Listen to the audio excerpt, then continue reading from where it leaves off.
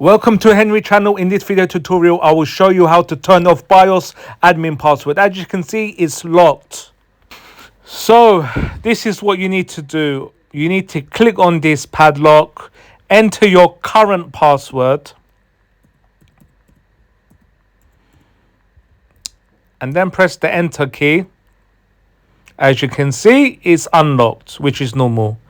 Now you need to go to passwords. This section is the most important bit. Scroll down until you see this. Enter the old password. So put your current password in there. And then press the enter key. And then this new password. Well, what you need to do, as you can see there, is one change. So your new password, you press enter twice and then this will show up. What you need to do next is apply changes. Okay. Now exit.